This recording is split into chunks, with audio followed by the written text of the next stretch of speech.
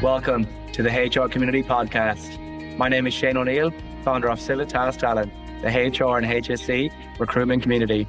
Each episode we will host HR leaders and discuss their journey and discover best practice HR solutions across the HR industry.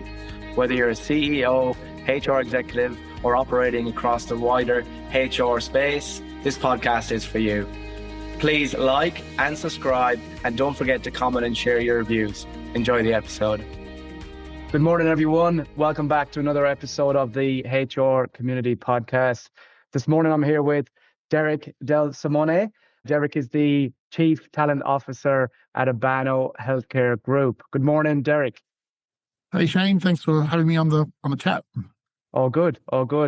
Derek and I connected, I think, for the first time a couple of months ago at the Talent Awards, and sort of this has been in the pipeline for a little bit in between our busy travel and work schedule. So no, I appreciate your time, Derek. I guess back over to you, really. Tell us a little bit about who you are. Tell us a bit about your role, and obviously tell us a little bit more about Abano Healthcare Group.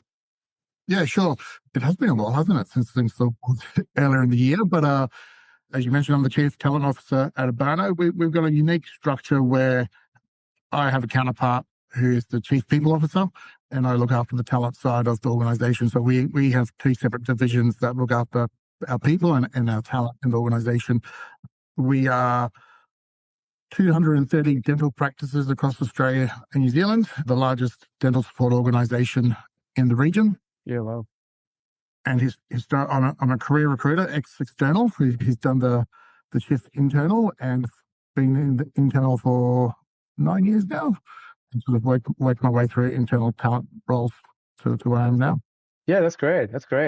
And you sort of touched on it a little bit. So started your recruitment career in external, in agency land, and then sort of moved into internal. Can you recall, I guess, what was the motivation there? Were you just keen to see, was the grass greener, or, was that always going to be the plan for you, Derek? Yeah, look, I don't think it was ever the plan. I survived. I was in financial services actuarial recruitment during the time of the GFC, and that was a significant butt kicking, that time period for recruitment, and moved into healthcare recruiting at the time externally. And then one day just happened to see a advert for vet partners, and I thought, oh, great, I get to play with puppies and kittens all day and work with animals. And I think the age-old truth of don't work with animals and kids is probably a good experience I've had in my life.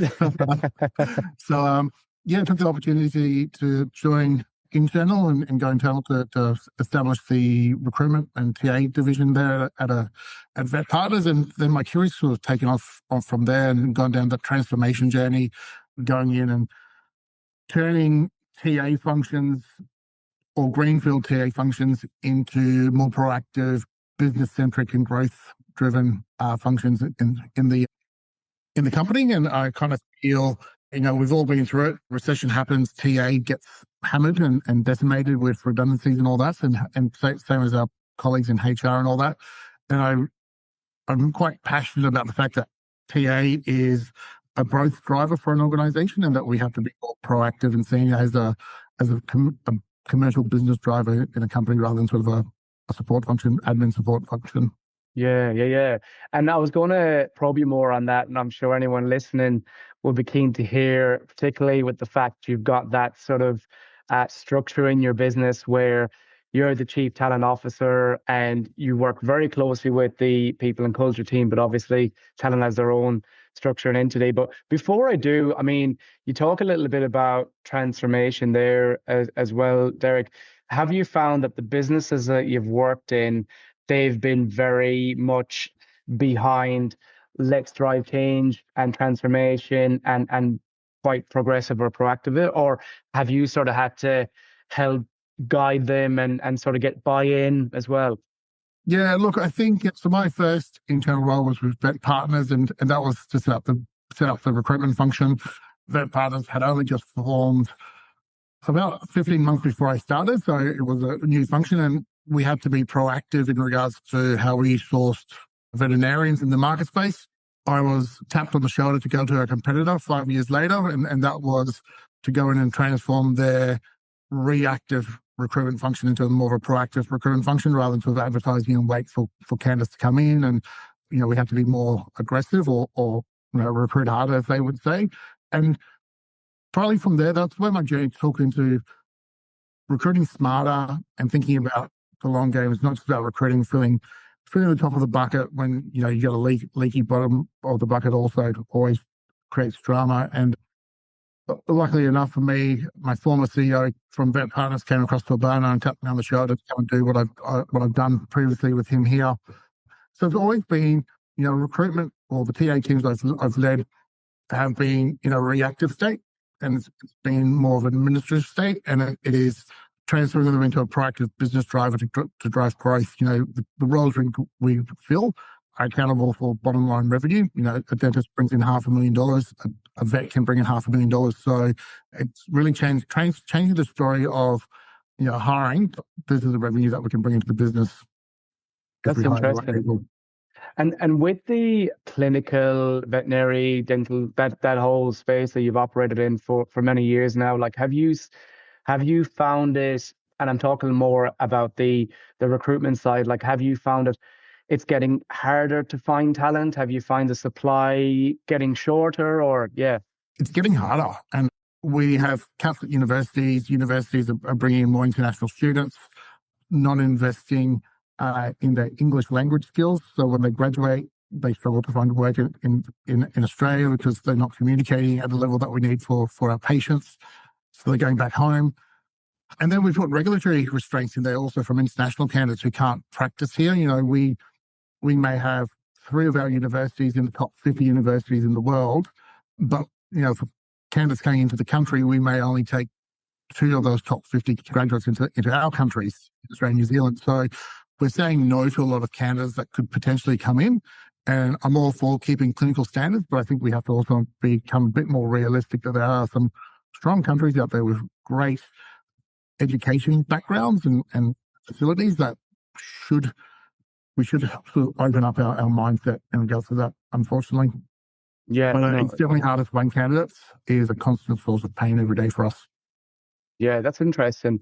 And I guess when you're in that sort of space as well, I mean, I look at in my talent and HR community, like some of the buzzwords and some of the healthcare companies that we've partnered with, you hear about talent pooling and proactive sourcing, and which, I mean, obviously sound like a good strategy, but it sounds like everyone's trying to do that as well. So with that extremely short supply of talent, Derek, when those buzzwords are sort of coming out, recruiting harder and doing more talent pooling of the same talent your competitors are, just doesn't seem to be enough. Like what sort of levers are you finding are actually making a difference?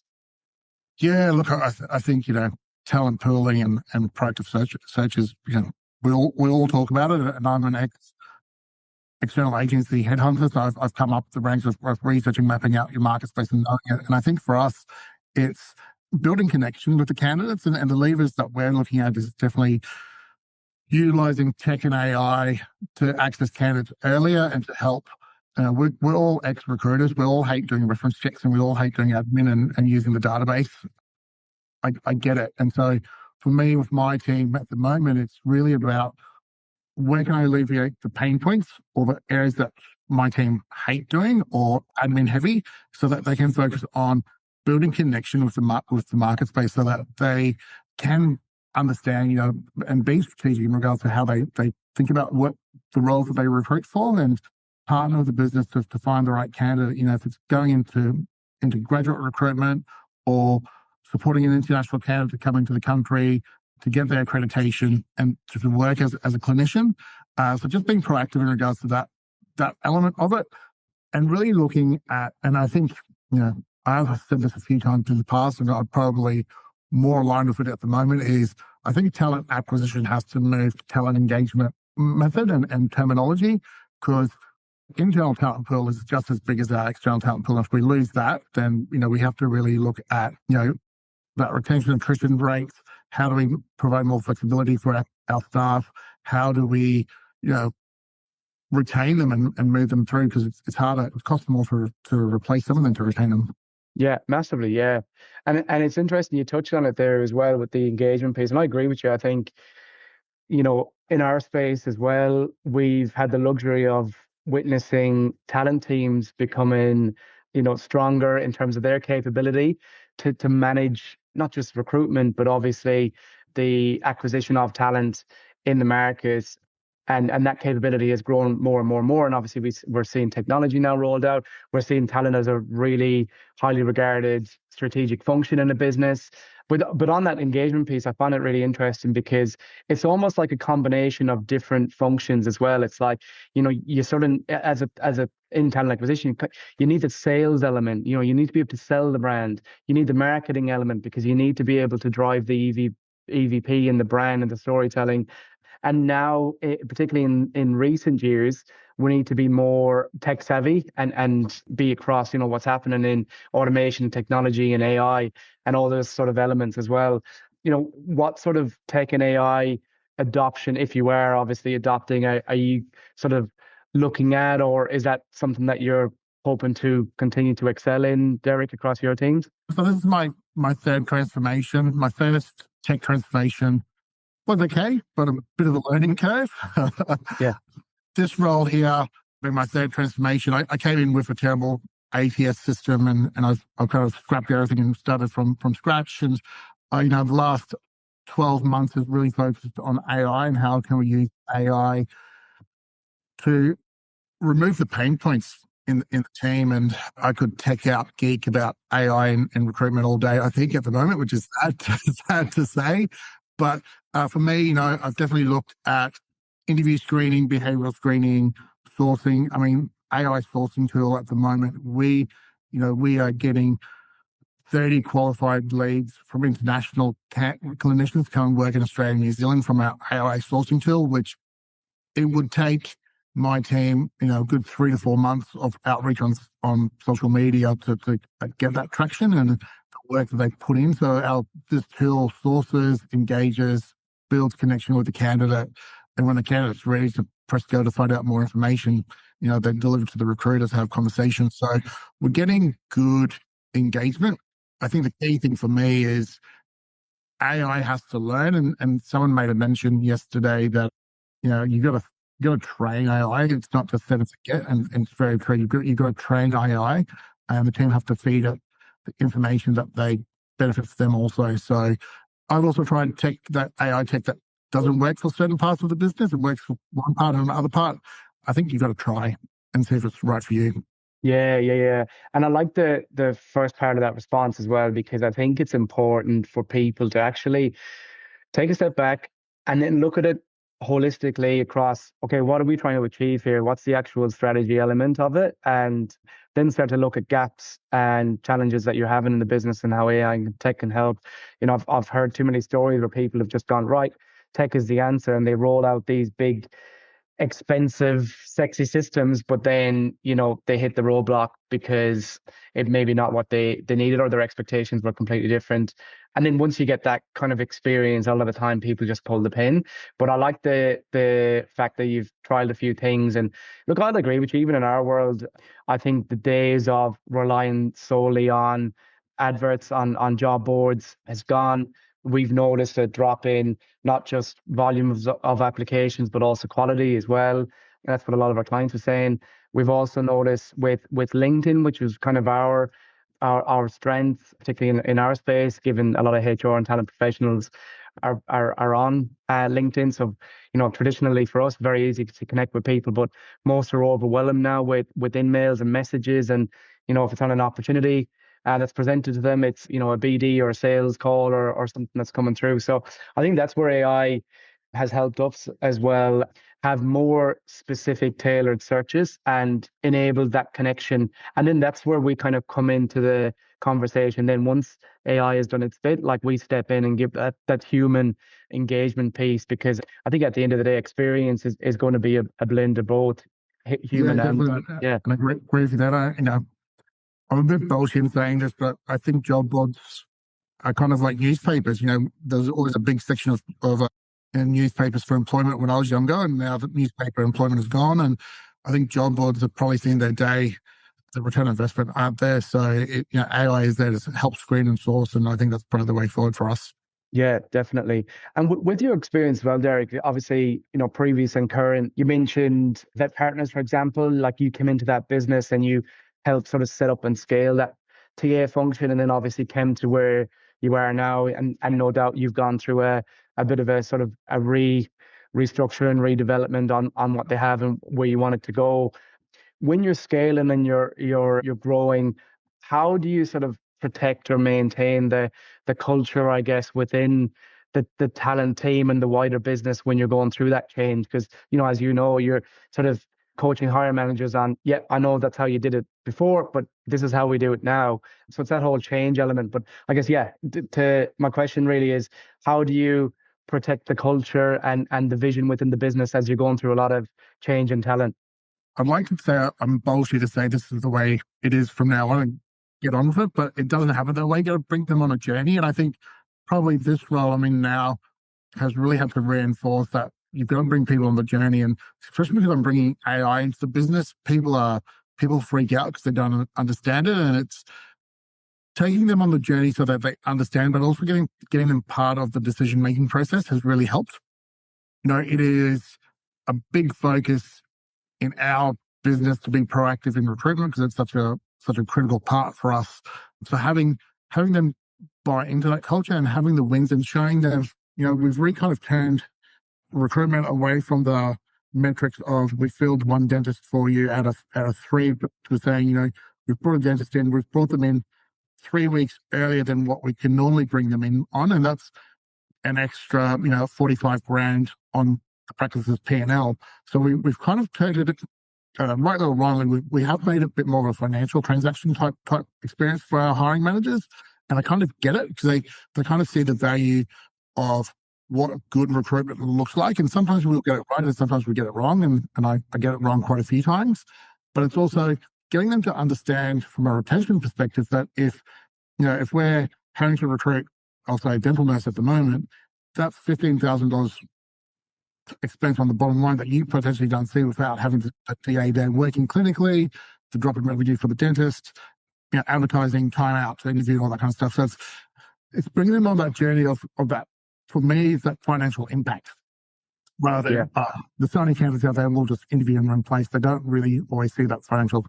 Yeah. And that's good as well, because I like in some of our events, particularly over the last 12 months, and I know you attended some of them. The interesting, like we had one in Singapore recently, and there was quite a few attendees in the room who weren't just from your typical people, culture, and talent. They were actually from procurement and other areas of the business, and they were there, obviously, for us to pick their brain on their understanding of things. But it was also a good opportunity for them to see it from the talent side, and there was this whole realization that if everyone understands what the actual vision is here, and then you start working through the commerciality and the ROI and the financial side, because there's not much point in talent or HR us going, hey, we've got this amazing system, or hey, we're going to roll out this EVP, if you don't actually have a measurable ROI to that, and how much it's actually going to cost the business. Yeah, I think from a finance and procurement perspective, a lot of respect for those teams, but traditionally, some organizations bring in ERP systems where the HR systems are built on, all the recruitment systems are built on, and it's like, we got this for this a discount because we got brought in this other system, and it's not fit for purpose. And and you have to build a system that is fit for purpose for what you need to do in the organization, and we need to have louder voices as people and talent professionals in the industry. And I think we're definitely getting there now from where we were 20 years ago. 100%. But I think, I do agree that, procurement and finance are now starting to see the impact of not having best in breed systems in the organization from a HR and talent perspective, because that impacts them also. Yeah, 100%. And just with that kind of topic as well, I thought I'd ask you a little bit about something we discussed earlier in the conversation, was around your current structures. So obviously, as the chief talent officer, you're overseeing the talent function, and it's got its own entity and works very closely with HR. I've heard and seen that work in some other organizations, Visa being one. Did you, when you joined the business, was that the structure, or was that something that you'd sort of come in to restructure, I suppose? And I guess for anyone listening who's probably like, hell yeah, we want that kind of structure in our organization, what would be your advice? Like, where could they start? Yeah, I think for me, I'm big and ugly enough to sort of stamp my feet and say what I want these days. And I was lucky enough that I had a CEO that came in that knew what I could do, and felt that, and strongly felt that recruitment is not part of a HR function and it should be a separate function. It is, traditionally a sales function for an organization. And so when I came in essentially in this role as a separate division, reporting through to the CEO, and have partnered with our various CPOs in the 2 years to sort of build that connection for us as an organization. I'm very, very pro having two divisions, because I think they are two different skill sets. But the most important part is that you got to work really collaboratively and together. And I think, sometimes as recruitment professionals, we do a great job selling the company, but we don't sell ourselves and what we can do for the company. And I think we have to start talking about the financial impact that we have, bringing people into the organization. And sometimes it's harder to do based on the roles, but that impact is important to show the growth potential from having the right TA team that's not restricted by, I still feel sometimes wider HR teams who are generalists, restricted by, what is compliance and legislation versus what is a sales element of it. 100%, yeah. And it's interesting because this was something that we were trying to get in HR for a couple of decades, 20, 30 years ago in a lot of businesses. And still even today, there's a handful. I would say they're definitely more a minority, but HR would report into your CFO maybe, or your finance manager. It was very much, administrative, clerk heavy function, transactional function in the business. Whereas now in most organizations, HR have that seat at the table and report into CEO, and we're starting to see it more and more now in talent, which is really cool to experience. Do you feel like that's potentially the future of the structure for talent having that seat at the table straight into the CEO? I think so. I think it's really important to have a seat at the table and have a loud voice. Like, if I'm lucky, I've had CEOs and COOs who I've reported to who value what I do and value what we do and as a team. And I'm lucky enough to work within private equity owned organizations who see the value of it. So there's definitely a growing perspective that talent is a separate function, because it is different. And yeah, for it, I think you do need to work very collaboratively with the people team. Yeah. Because it is, some elements will be cross-functional. And I love what you've been doing as well with the brand, not just internally, but, again, I think where we first connected was a couple of months ago at the Talent Awards. And since then, I've kept an eye on things. It looks like you've continued to secure some gold medals and some silverware for the trophy cabinets, which is really cool. I guess for some of our talent leaders and even people leaders that are listening, that want to build their brand, get out there and create more awareness for their brand, for their talent team, create more credibility. Where could they start? Like, where should they start? Because, maybe they're doing amazing things, but, what's your sort of advice there for those kind of leaders?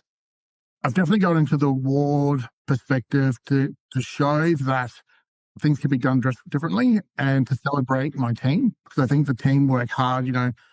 I feel sorry for them, because some days I walk in with some harebrained ideas and they jump on the bandwagon and support it 100%. And they don't have to, but they do.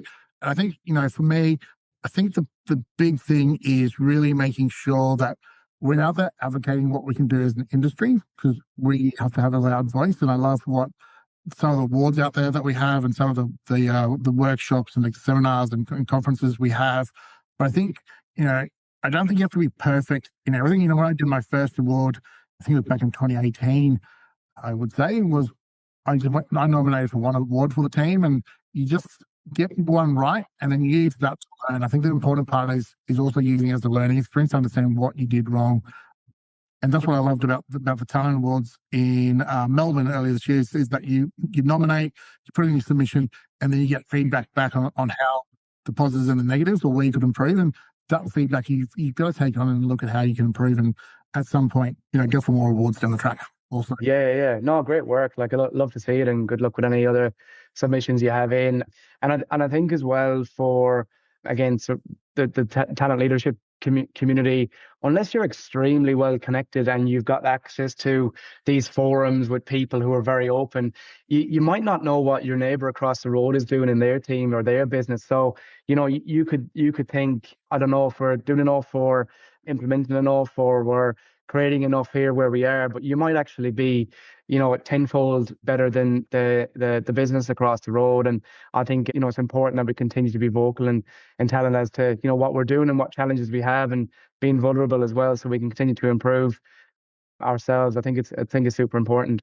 Yeah, look, I 100% agree. And I think, for me, I probably had this harebrained idea that I'd love to have a C-suite role in talent at some point in my career. And there's not many people out there that have that at the moment. And It's important to network and have that relationship with people in various companies to understand what they're doing, because sometimes it will work for you or won't work, but definitely explore it. And, I've picked up some great tech tools in my organization that I've got from just talking to some random people that I know in the market space. I'm thankful that I've had an executive coach for a number of years, and he's come from within Australia Post in talent and TA. And the government's a different thing. Australia Post is a different thing to healthcare. But it's understanding what they're doing and just giving it a go. And I think it's really important for us. I think so, yeah. And speaking of healthcare, obviously a bit more of a crystal ball kind of question, but given the demands in the industry, and obviously we touched on it earlier, the supply is getting shorter and more competitive, and you've got, it's fairly established brands like Abano continuing to grow. Then you've got new players entering the market. You mentioned PE companies as well. Obviously, a lot of them are heavily invested in the health sector as well, given how much it's grown. But I guess, health talent, it can be intense, constant. How do you, again, what advice would you sort of give to talent leaders and talent teams out there? So they're growing and they're developing and they're meeting market demands, but to avoid, burnout and high turnover and reactive cycles. And yeah.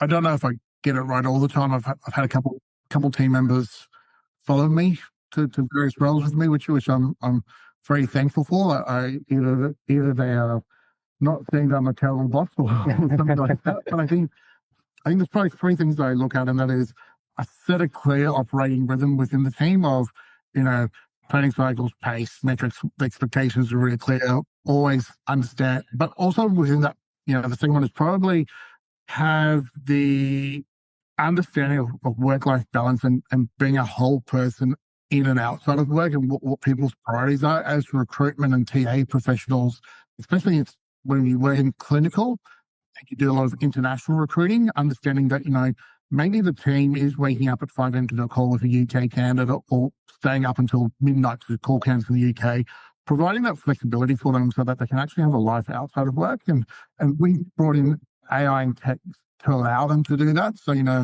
our tech systems are, AI tools are engaging with candidates, chatting with candidates. Dr. Wisdom Tooth, who's on our careers website, talking with candidates in the UK, giving them visa information, making it easy for the guys. So I know that when they're on a call at 5 a.m. in the morning, they're waking up knowing that call is going to most likely lead to a placement, where before they are doing all that hard work, getting on a call, they're not 100% sure whether that candidate is fully committed. But at the moment, we're seeing a better commitment from that engagement. I think leading with purpose and autonomy, being really vocal in an organization about talent and supporting your team and backing your team to be innovative and getting them come on the journey with you is pretty important. But, burnout is big in the industry. I think as, external and internal as recruiters. And I think, working smartly with tech, but also making sure your team has the right work-life balance and perks in the organization is pretty key. Yeah, that's great advice. Love it. And even add on to that, like with the burnout piece, obviously it is a big issue in our industry, whether you're external or internal. But there's also a lot of volatility as well. You touched on it earlier in the conversation. Often in a in a market similar to the GFC, talent is often the first function to go. So I think it's just really important, regardless of where you sit in that structure in talent, is, you're continuing to upskill, you're continuing to share your value or show your value. And I think hopefully from next year onwards, we'll see a lot more roles come up in talent, but we might even see some more chief talent officer roles come to market as well. I'd be very happy with that.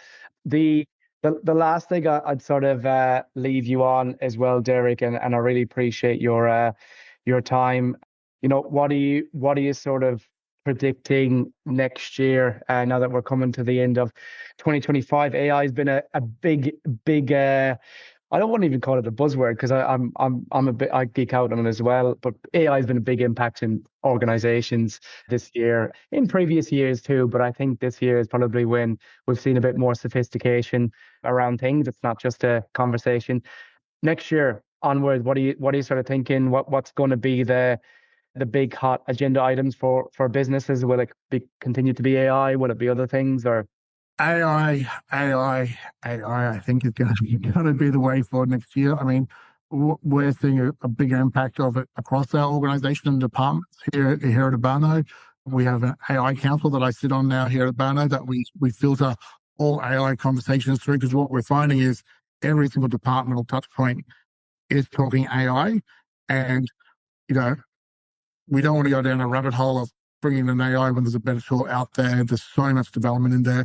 Do we look at AI and building our own AI agentic agent and bots in-house, or do we go down the track? But I think AI is going to dominate our workforce for the next, or border into the next 3 to 4 years, I'd say.